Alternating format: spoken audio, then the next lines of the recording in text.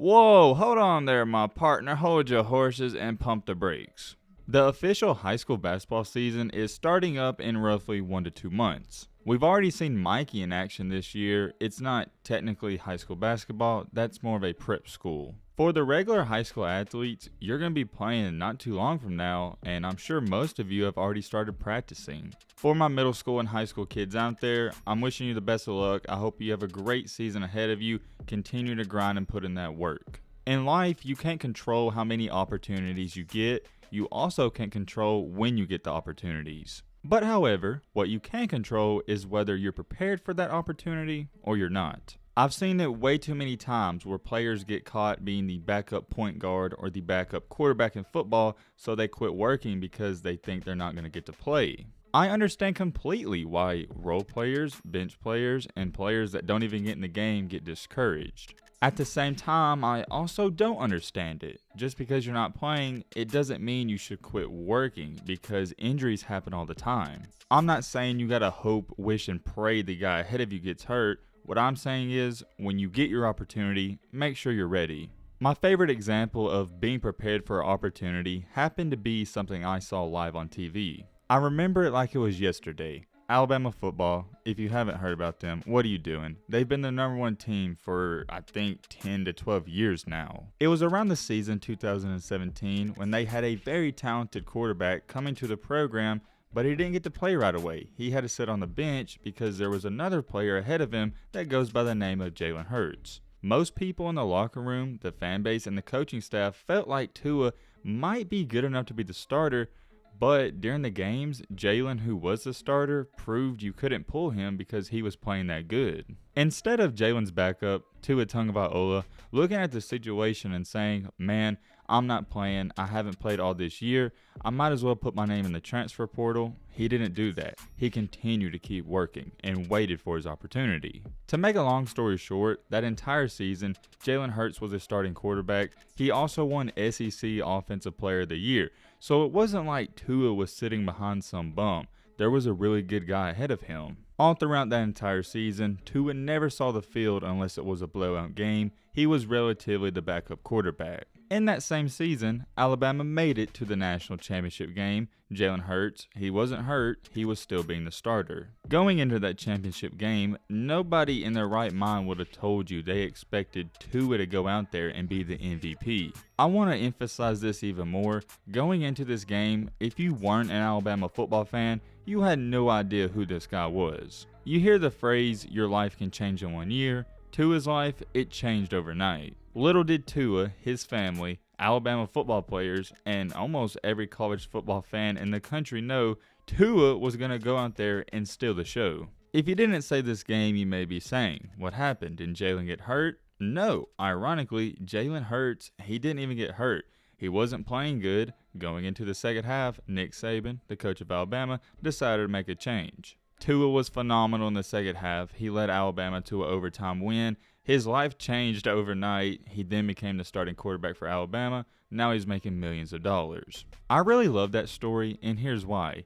Things would have been completely different. Tua might not be a millionaire, and he might not even be in the NFL if he wasn't ready for that opportunity. He only had one half of football to prove that he could be the starting quarterback for the Alabama Crimson Tide, and he did it. I wanted to share that because I realize everyone watching this, you're not going to be the star player or a starter on your team, or maybe not even a role player. You may be on the bench. Control the controllables. You can't control when your coach puts you in, but you can control whether you're ready or not. If you ever get down on yourself, just remember, the starting quarterback for the Miami Dolphins, who's also a multimillionaire, was a bench player in college. Anyways, continuing on with this video, we gotta talk about the main two players of this video, Bronny James and Mr. Mikey. We've been talking about Mikey a lot recently because he has played in 3 games. However, we haven't touched on Bronny in a couple of months. We're gonna do a mini throwback. Both of these two players heading into their 9th grade seasons of high school basketball which is their freshman seasons, were in the top 10 in the ESPN rankings. There was a time frame where Mikey was at number 1, he was at number 2, at number 3, he was somewhere around that top 3 mark, and you also had Bronny hovering around the top 10. Around this time period, which was a little over 2 years ago, almost everybody that saw them play were saying they were going to make it to the NBA. Both of them didn't have too many haters or non-believers. With that being said, the tables are somewhat starting to turn. Okay, they've actually turned a lot. Things aren't looking near as good as they once was. We now have Mikey, who's ranked at 11th in the rankings, and Bronny, who's barely in the top 50. Every single year and almost every single time the new rankings come out, they always fall. It appears to seem these players are having a progressive fall off. They're not falling off, but they're progressively going down. They're not going in the right trajectory, at least when we're talking about rankings. I'm not going to sit up here and bore you and talk about Mikey's game and Bronny's game and as to why they've fallen off. We've already done that on this channel multiple times. You guys know the story, I know the story, everyone knows the story.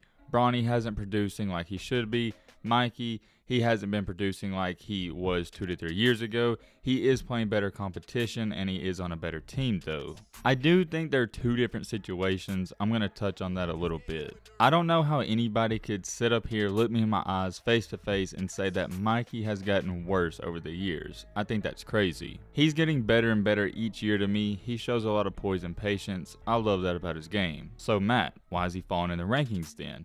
It's very simple. I've said it before. I'll say it again. The other players in his class, they're getting bigger, stronger, and overall better players than him right now. When you're evaluating these high school prospects, height and weight, it plays a lot into it. It's extremely rare for a number 1 player in the country to only be listed at 6'2" or 6'3".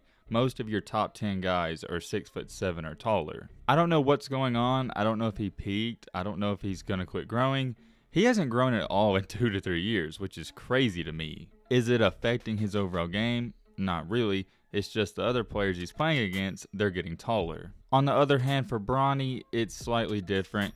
He hasn't been playing that good. I'd say his freshman year was better than his past 2 seasons. I'm not going to sit up here and ridicule Bronny. We know he hasn't been playing that good. There's no need to talk about it anymore.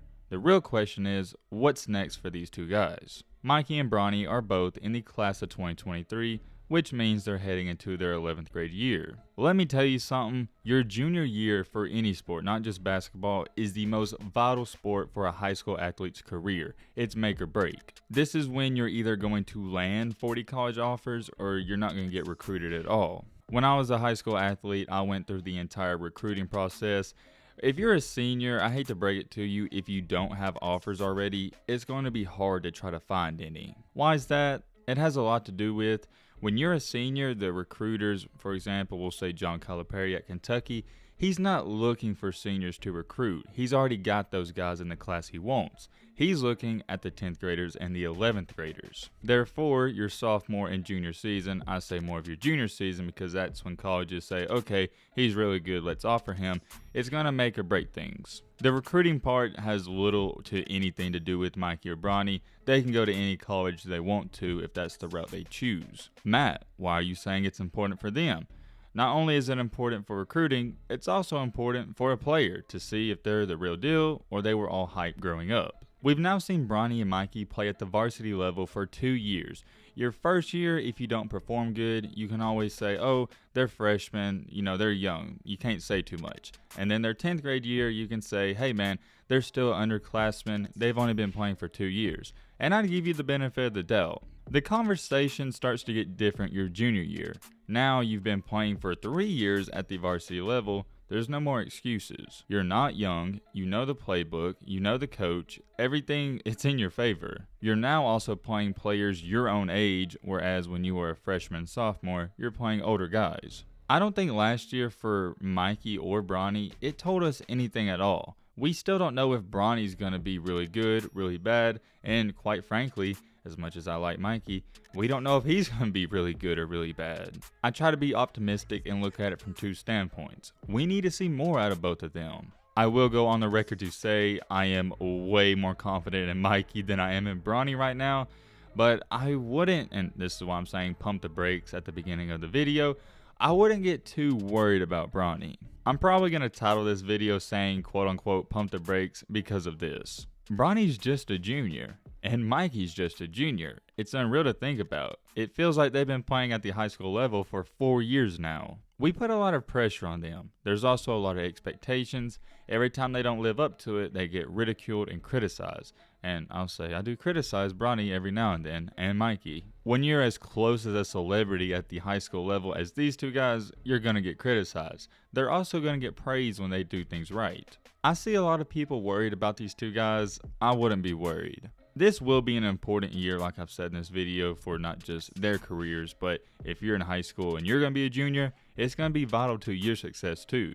Let's go on the record and say Mikey and Bronny, they don't perform well this season. Well, guess what? They still have one more year of high school basketball. I'm not going to make any hot takes, cold takes, or any takes at all. All I'm going to say is I'm wishing Bronny James, Mikey Williams, every high school athlete out there, including you if you're watching this, I hope you have a good season. I really enjoyed talking about the high school basketball. We built up a great community on this channel. I think you guys enjoy it too. I just wanted to wish these two guys and you the best of luck in the season ahead and everything in life. I also wanted to make this video to share the point like I've went over. We don't need to worry about them all just yet. Many, and I mean many people out there forget they're still in high school. If you want to call them a kid, that's fine. I'm not calling them kids. They're almost 18. But they're still very young. They don't even know everything they want to do in life yet. So for everyone that's been ridiculing Bronny, saying, oh, he's not living up to the hype, I can't disagree with you, he's not. But for the diehard Bronny fans who think he will be special, you may be right. We'll have to see this season. Not all too much more to say. Let me know in the comment section what you think about everything we talked about. But with all that being said, that's going to wrap up this video. Hope you guys enjoyed. Hope you guys learned something. If you're new to the channel, what are you doing? Join the family. Hit that subscribe button and leave a like for more. And as always, let's be great. I'm out. Yeah, peace.